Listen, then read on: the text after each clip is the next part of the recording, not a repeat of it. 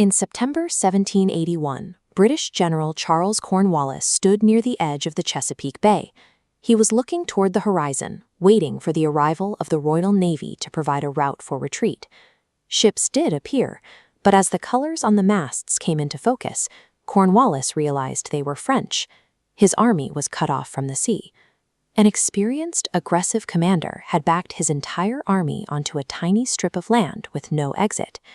To understand how a fragmented rebellion coordinated a multinational trap to end a 6-year war, we have to look at the geography of the Virginia coast. By 1781, the conflict had expanded into a global struggle between empires. British strategy had shifted to the American South, where Cornwallis fought a series of engagements through the Carolinas that left his forces depleted and his resources exhausted. Low on men and supplies, Cornwallis needed a secure port to recover his strength, a move that would lead him directly into a catastrophic miscalculation. Cornwallis moved his army into Virginia and established a fortified base at the port town of Yorktown. On paper, the position was sound. Yorktown sits on a peninsula, allowing Cornwallis to dig defensive trenches across the narrow land while the Navy protected his rear. He planned to hold this ground and wait for reinforcements by sea. This strategy relied entirely on the assumption that the sea would remain a British lifeline. George Washington and French commander Comte de Rochambeau recognized that Cornwallis's reliance on the sea was actually a fatal vulnerability. They executed a rapid, secretive movement of 17,000 combined troops.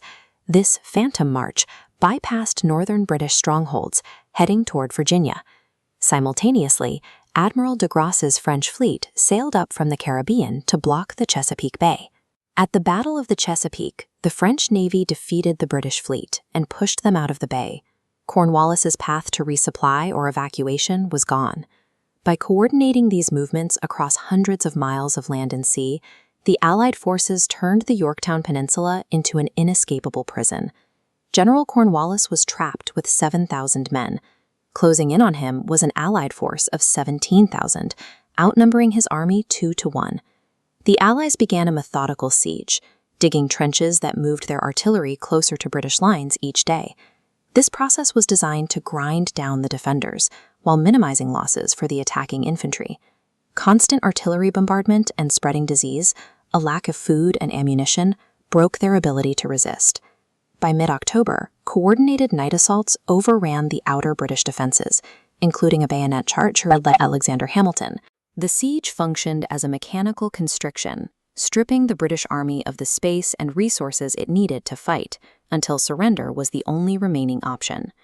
On October 17, 1781, 4 years to the day after the British surrender at Saratoga, Cornwallis requested terms. 2 days later, 8,000 British and Hessian troops marched out to lay down their weapons. A humiliated Cornwallis sent his subordinate, General Charles O'Hara, to deliver his sword to the victors. While small skirmishes continued elsewhere, the capture of this major army effectively ended the British military campaign in North America. In London, the news of the surrender brought Prime Minister Lord North to a state of despair. The British Parliament realized the war had become too expensive to sustain. Domestic support for the conflict collapsed, leading quickly to the start of peace negotiations. These negotiations produced the 1783 Treaty of Paris. In the first article, the British Crown formally recognized the independence of the United States. Independence was won by forcing the financial and political cost of the war higher than the British government was willing to pay. Yorktown was the moment the British Empire decided the 13 colonies were no longer worth the price of the struggle. But while the war was legally over, the news of peace traveled slowly. In our next episode, we look at the Battle of New Orleans, a major engagement fought after the war had already technically ended.